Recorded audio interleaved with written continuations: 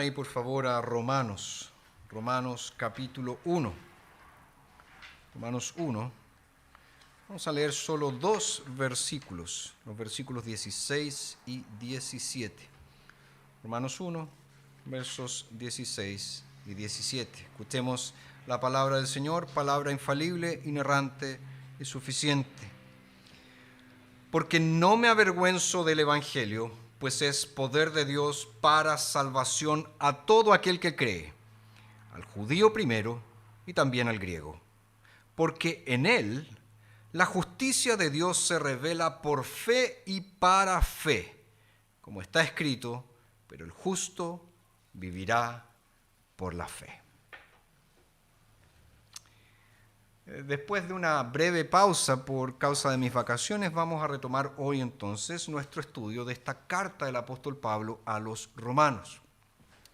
Y si hacemos este tremendo ejercicio de recordar lo que hemos visto hasta aquí, lo que hemos oído en los sermones previos, vamos a recordar que Pablo en el inicio de esta carta se presenta, y él también presenta el evangelio que predica, es decir, presenta a Cristo, su vida, su obra.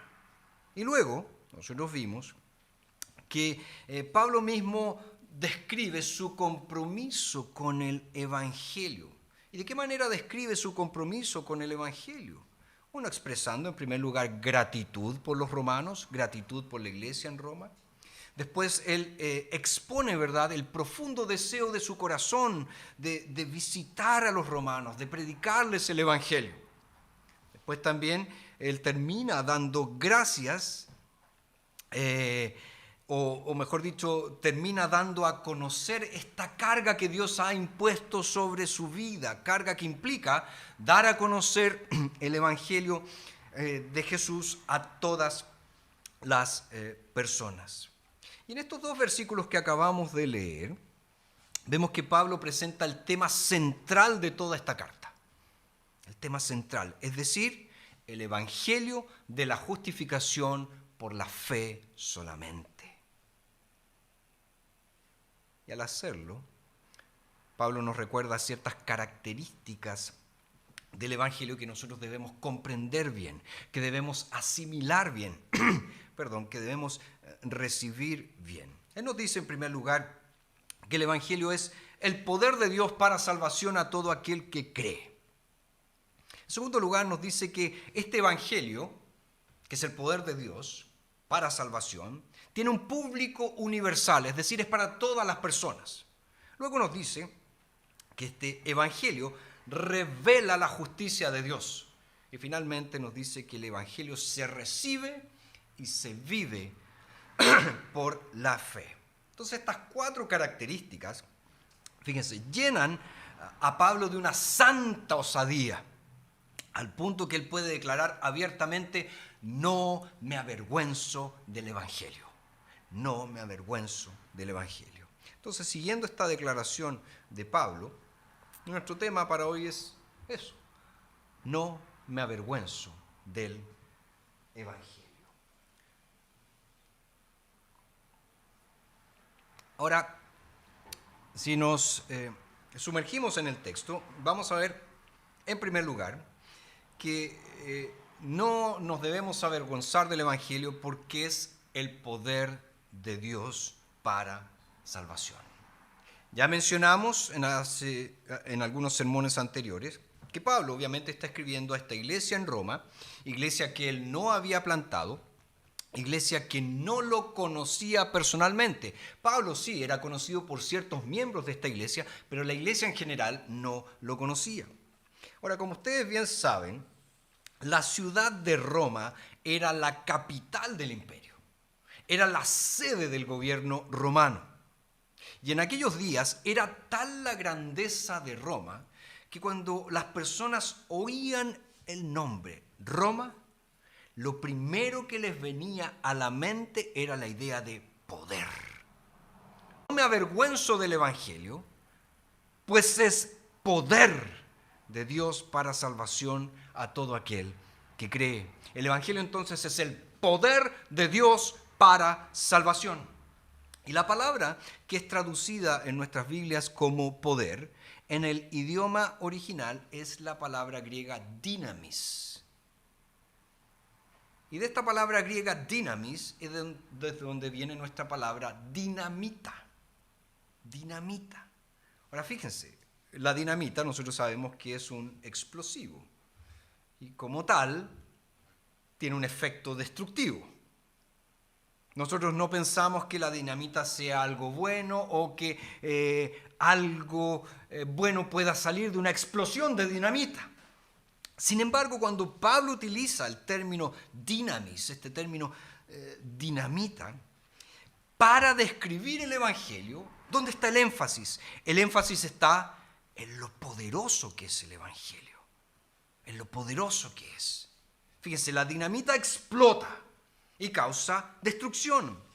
El Evangelio, cuando llega a la vida de una persona, también explota, pero no trae destrucción, sino que trae renovación, trae nueva vida. Es en ese énfasis, en el poder renovador, regenerador, transformador del Evangelio, que Pablo está poniendo el destaque. Y lo dice claramente. El Evangelio es poder de Dios para salvación. Es poderoso para un fin preciso. ¿Cuál es ese fin preciso? Traer salvación. Es poderoso para salvar. Fíjense, este Evangelio, tan despreciado por muchos, este Evangelio tan ninguneado por tantos, este Evangelio tan ignorado por un montón de personas, es el poder de Dios para salvación. Pablo, en 1 Corintios capítulo 1, verso 18, dice algo similar. Dice, porque para los que se pierden, el mensaje de la cruz es locura. El mensaje del Evangelio es una locura. Y después dice, pero para nosotros que somos salvos, es poder de Dios. El Evangelio es poder de Dios. El mensaje del Evangelio, el mensaje de la cruz de Cristo, es el poder de Dios. Y este poder puede resucitar a los muertos espirituales y darles vida. Puede sacar a alguien de las tinieblas y llevarlo a la luz. Puede restaurar, puede liberar, puede transformar a cualquier pecador. A cualquier pecador. ¿Has experimentado ese poder en tu vida? Ese poder transformador, ese poder restaurador del Evangelio. ¿Entiendes que este mensaje, esta buena noticia que es el Evangelio, es el poder de Dios para salvación? Fíjense, no son historias interesantes. No es una de las tantas opciones religiosas en el mercado de las ideas. Es el poder de Dios para salvación. Ahora bien, Pablo también es claro en decir que este poder de Dios para salvación es experimentado por todo aquel que cree. Por todo aquel que cree. Es decir, aunque está disponible para todas las personas, para todo tipo de personas, solo será experimentado por aquellos que creen. Aquellos que creen que Jesús murió por sus pecados. Aquellos que creen que Jesús vivió la vida perfecta que ellos no pueden vivir. Aquellos que confían en Jesús con todo su corazón, que se entregan a Él, experimentarán el poder de Dios para salvación. Queridos, el apóstol Pablo nos está diciendo que no debemos avergonzarnos del Evangelio porque es el poder de Dios para salvación. De hecho, son los imperios, son las grandes naciones y capitales de nuestro mundo las que deberían agachar la cabeza, avergonzadas ante el Evangelio. Ya sean estas capitales Washington, Pekín, Beijing, Londres, cualquiera. Porque todos los poderes que hay en estas capitales, el poder intelectual, el poder financiero, el poder científico, el poder tecnológico, no pueden proporcionar el perdón de pecados y la esperanza de la vida eterna que solo el Evangelio puede proveer. Y como Pablo veía mucho más allá de estos pequeños poderes del mundo, ya fueran estos poderes intelectuales, tecnológicos o científicos. Él esperaba ir a Roma. ¿Como quién? Como una persona que no se avergonzaba del Evangelio, porque él había visto actuar el poder del Evangelio en la vida de las personas. Y por eso él se regocijaba, él se alegraba, él se deleitaba en el Evangelio. ¿Te das cuenta cuán incomparable es el poder del Evangelio de Jesucristo? No hay nada que se le compare. Tenemos entonces en primer lugar, no me avergüenzo del Evangelio, porque es el poder de Dios para salvación. En segundo lugar, no me avergüenzo del Evangelio porque es para todas las personas, todas las personas. Este poder de Dios para salvación está disponible para todas las personas. Por eso Pablo dice, es el poder de Dios para salvación a todo aquel que cree, al judío primero y también al griego. Nosotros sabemos que en la iglesia de Roma se habían generado algunos roces entre judíos y gentiles. Era una iglesia mixta, una iglesia conformada por un grupo de judíos que habían llegado a la fe en Cristo y por otro grupo de gentiles, es decir, no judíos, que también habían llegado a la fe en Cristo. Por eso Pablo en más de una ocasión en esta carta los llama a la unidad. Ahora, esa unidad que Pablo indica radica en un simple hecho. Él dice que ambos, judíos y gentiles, han sido objeto de la misericordia salvadora de Dios. Por eso el Evangelio no es solo para los judíos. El Evangelio también es para los gentiles. ¿Y eso qué nos lleva a concluir? El Evangelio debe ser predicado a todas las personas, porque es para todos. Y cualquiera que escuche este Evangelio, cualquiera que crea en el Evangelio, experimentará el poder de Dios para salvación. Entonces el llamado universal del Evangelio es algo que debemos tener siempre presente en nuestras mentes y en nuestro corazón. Todas las personas de este mundo deben ser convocadas a venir a Cristo. No hay excepciones. Hombres, mujeres, niños, jóvenes, ancianos, ricos y pobres, morales e inmorales. Todos son llamados a venir a los pies de Jesús, a confesar sus pecados y a creer en Él. Por eso la iglesia nunca debe hacer distinciones en la entrega del Evangelio. A la luz de la Biblia es inconcebible pensar en que solo le vamos a predicar a un grupo en particular. Nosotros solo le vamos a predicar a los ricos. Nosotros solo le vamos a predicar a los pobres. No, solo le vamos a predicar a los jóvenes. Solo les vamos a predicar a los hipsters. O no sé qué otra subcultura pueda existir. No existe cosa tal. El Evangelio es para todos. Y por eso tenemos que predicarlo indiscriminadamente a todas las personas. Todos deben oír las buenas nuevas de salvación. Todos deben escuchar lo que Cristo ha hecho. Todos deben ser confrontados con el mensaje de la cruz. Todos deben ser llamados al arrepentimiento y a la fe. Por lo tanto, no ceses, no dejes de anunciar el Evangelio, no dejes de compartir el Evangelio, no dejes de contarle a las personas acerca de Cristo, a todas. Él es un Salvador que está allí disponible para todo aquel que cree. Por lo tanto, anúncialo a toda clase de personas, a tus vecinos, a tus amigos, a tus colegas, a tus familiares, a la gente que trabaja contigo, a todos. Ve y diles, Jesús es para ti si lo quieres. Jesús es para ti si lo quieres. No me avergüenzo del Evangelio, porque es poder de Dios y porque es para todos. Pero también Pablo nos dice algo más. Nos dice que el Evangelio nos revela la justicia de Dios. Pablo está diciendo entonces que el Evangelio da a conocer, el Evangelio muestra la justicia de Dios. Y es natural que nos preguntemos, ¿de qué justicia está hablando Pablo aquí? ¿Cuál es esa justicia que es revelada en el Evangelio? Bueno, Pablo está presentando aquí, como ya les dije en la introducción, el gran tema de esta carta. La justificación por la fe solamente. Es el gran tema de la epístola y podríamos decir que es el gran tema, es la esencia misma del cristianismo. Es el corazón de la religión bíblica. La justificación por la fe solamente. Ahora, la razón por la que digo esto es porque este tema de la justificación nos dice cómo un hombre o una mujer pueden llegar a estar bien con Dios. Fíjense que la cruda y triste realidad es que no estamos bien con Dios. De eso nos habla la doctrina del pecado original. Estamos en rebelión contra Dios. Y si estamos en rebelión contra Dios, no podemos estar bien con Él.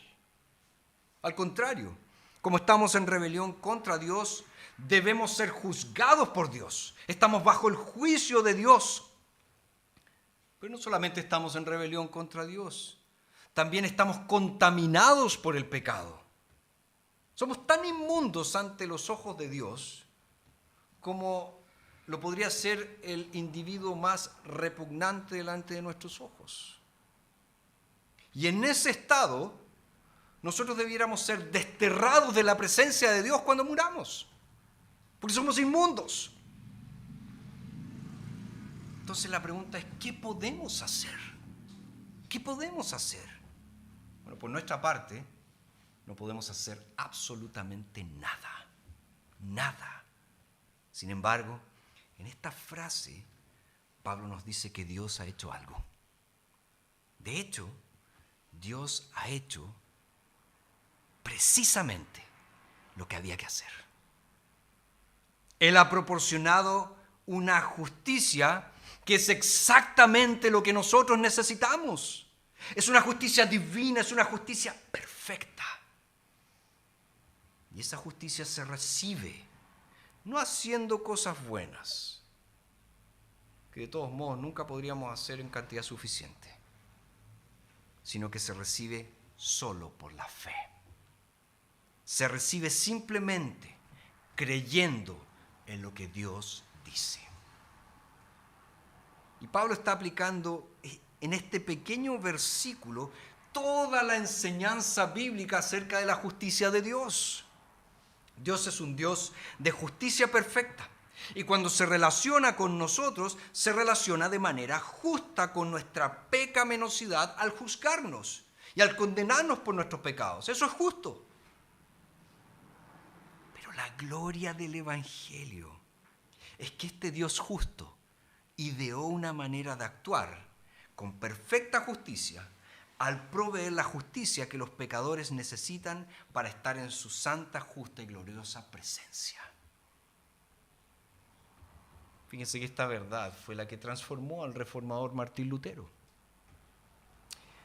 Durante toda su vida como monje, podríamos decir que Lutero era el candidato perfecto para la canonización en la Iglesia Católica Apostólica Romana. Él superaba a todos sus colegas, a todos sus contemporáneos en las prácticas religiosas, en días de ayuno, en tiempos de oración, en flagelaciones, los superaba.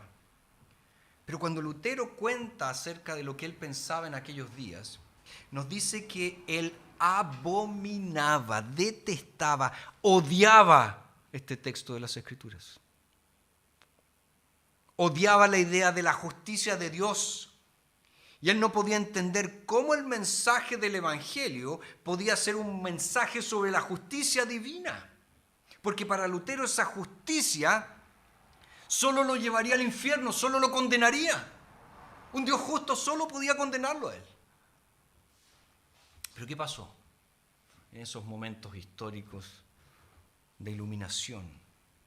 En esa obra de iluminación que realiza el Espíritu Santo, Lutero se dio cuenta de que la justicia de la que Pablo habla aquí no es la justicia por la cual Dios condena a los pecadores, sino la justicia por la cual Dios salva a los pecadores. Y él se sintió como un hombre que había salido de prisión. De hecho, la manera en que lo expresó fue la siguiente: las puertas del paraíso se abrieron de golpe. Sentí que había nacido de nuevo. Y nos cuenta que mientras él recorría en su mente muchos textos de las Escrituras, los cuales él estaba familiarizado. Finalmente, después de todo su estudio, de todo lo que él había realizado como monje, como maestro, como catedrático, por fin este texto le ayudó a darle sentido a toda la Biblia. Y descubrió que el poder de Dios para salvación estaba aquí. Y a partir de ese momento no se avergonzó más del Evangelio. Es más, Lutero se jactaba del Evangelio. Se convirtió en un hombre que a partir de ese momento ya no odiaba el Evangelio, que le había comprendido mal, que incluso había enseñado mal. Ahora era alguien que se jactaba del Evangelio, que se jactaba de la gracia y de la justicia de Dios en Cristo. Ahora, ciertamente nosotros podemos entender a Lutero. Sí, es cierto que Dios actúa con justicia. Sí, es cierto que nosotros somos pecadores.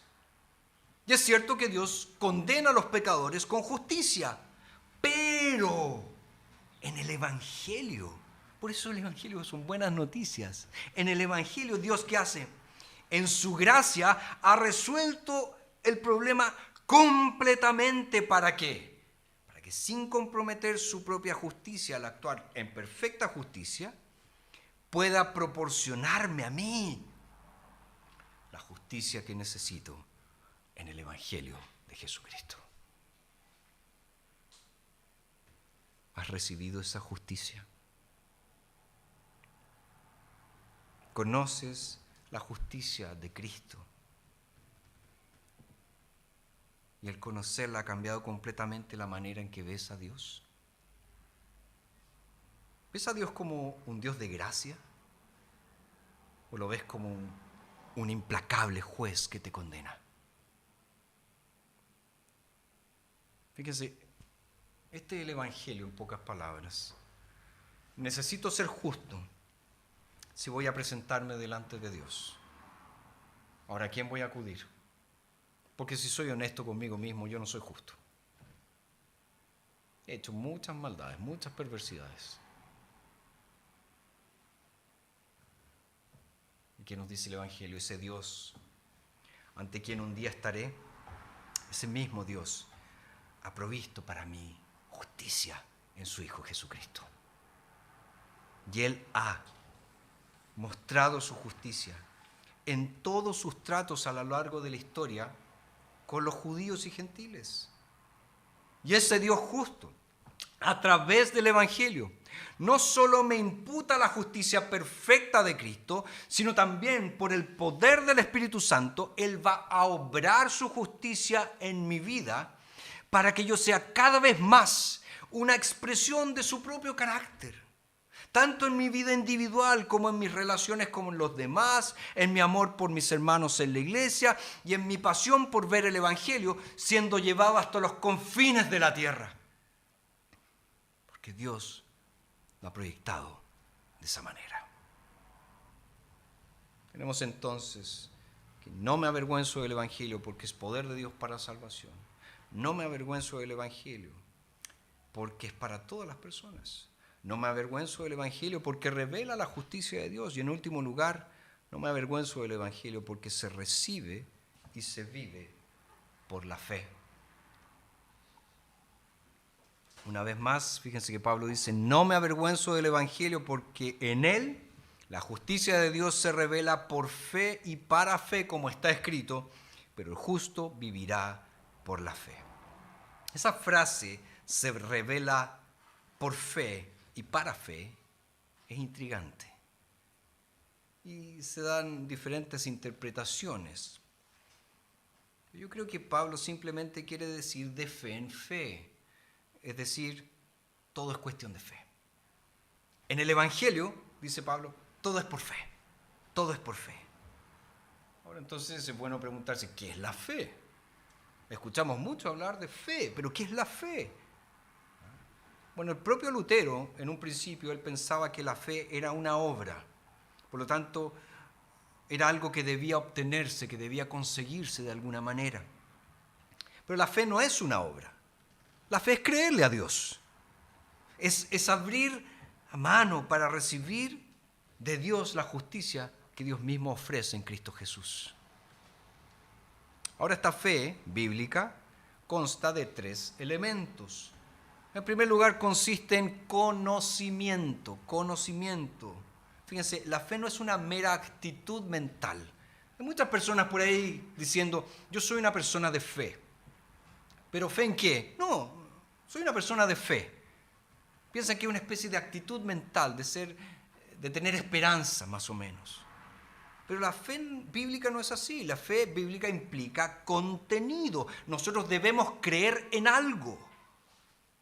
Y en el caso de la salvación, ese contenido, es decir, el objeto de nuestro conocimiento, es la revelación de lo que Dios ha hecho por nosotros en Jesucristo. Saber lo que Él hizo. Cómo proveyó para nosotros salvación en la cruz. En segundo lugar, la fe consiste en una respuesta del corazón al Evangelio.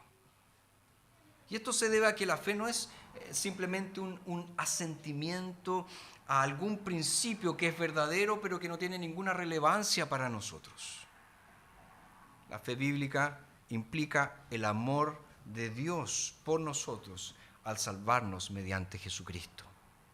Entonces, a menos que esa verdad, la verdad del amor de Dios, toque nuestros corazones, nos conmueva, realmente no entendemos el Evangelio. No sabemos lo que es. Finalmente, la fe consiste en compromiso. Compromiso con Cristo. Y en este punto, Jesús se convierte no simplemente en el Salvador en un sentido abstracto o en el Salvador de otra persona, sino en mi Salvador. Y es por eso que podemos decir, como Tomás dijo, Señor mío y Dios mío. Señor mío y Dios mío. Charles Spurgeon, en un libro de él titulado Todo de Gracia, escribió lo siguiente: la fe no es algo ciego, porque la fe comienza con conocimiento. No es algo especulativo, porque la fe cree en hechos de los que está segura. No es algo poco práctico y soñador, porque la fe confía y apuesta su destino por la verdad de la revelación. La fe es el ojo que mira. La fe es la mano que agarra. La fe es la boca que se alimenta de Cristo. Fíjense, cuando aquellos que han sido vivificados por Dios se alejan de sus propios intentos de justicia que solo pueden condenarlos, y abrazan al Señor Jesucristo mediante la fe salvadora, ¿qué hace Dios? Dios declara que sus pecados han sido castigados en Cristo, y Dios hace algo más: imputa la justicia perfecta de Cristo en su cuenta. Por eso es tan glorioso el Evangelio, por eso no nos debemos avergonzar del Evangelio. Ahora, Pablo concluye el verso 17 señalando que este mensaje del Evangelio no es una novedad. Y yo espero que todos aquí tengan eso bien claro. No hay dos formas diferentes de salvación en la Biblia. Solo hay un camino de salvación enseñado en la Biblia. No hay un camino de salvación para los judíos y otro camino de salvación para los gentiles. Solo hay un camino de salvación que se enseñan en las Escrituras de principio a fin. Uno solo. Y por eso Pablo aquí nos remite a un texto de Habacuc, del profeta Habacuc, el capítulo 2, verso 4, que dice: pero el justo vivirá por la fe. Es como si Pablo nos estuviera diciendo: ¿no se han dado cuenta de esto? ¿No se han dado cuenta de esto? Los justos, es decir, aquellos que han sido restaurados a la comunión con Dios, aquellos cuyas vidas comienzan a alinearse con los propósitos de Dios, esos justos viven por la fe. Viven por la fe.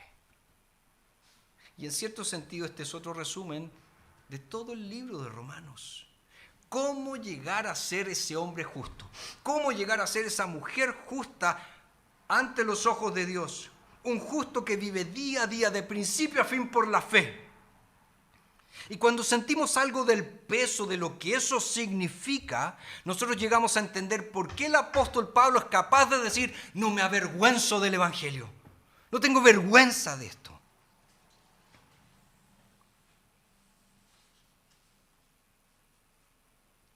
Me pregunto si ante tan maravillosas verdades es posible avergonzarse del Evangelio. Piensa por un instante en tu vida y responde a la siguiente pregunta. ¿Me he avergonzado del Evangelio? Fíjense que avergonzarse de Jesús, avergonzarse del Evangelio de Jesús es algo serio. Y Pablo conocía muy bien las consecuencias de avergonzarse del Evangelio. Por eso él dice en 1 Corintios 9, verso 16, ¡ay de mí si no anuncio el Evangelio!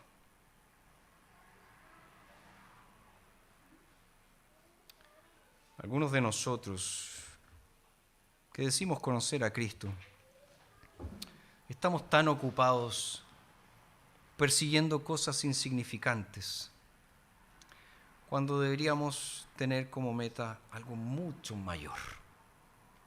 Anunciar el Evangelio donde quiera que el Señor nos ha puesto. Porque fíjense que si perseguimos estas cosas insignificantes y perseveramos en hacer eso, solo vamos a ser recordados por eso. Vivió toda su vida para el trabajo. Vivió toda su vida para la diversión. Vivió toda su vida para juntar plata. Solo seremos recordados por eso, por nada más. Y muchos no entienden lo que significa tener la justicia de Dios. ¿Qué significa esto de tener la justicia de Dios? Y por lo tanto, como no entienden lo que eso significa, la Biblia nunca ha estado viva para ellos. Es solo un libro más. No han experimentado el gozo de ser regenerados por la fe. Pero aún así muchos de ellos frecuentan la iglesia. Van a la iglesia. ¿Será ese tu caso? Que vienes a la iglesia, pero no tienes idea lo que es la justificación por la fe y la gloria del Evangelio. Pero ¿sabes qué? La buena noticia es que Cristo puede cambiar todo eso. Puede cambiarlo. Y es tan simple, es tan sencillo. Acuérdate, el Evangelio es el poder de Dios para salvación a todo aquel que cree. O sea, todo es cuestión de fe, de principio a fin. ¿Crees en eso? ¿Crees realmente en eso? Vamos a orar. Padre, gracias te damos por tu palabra maravillosa.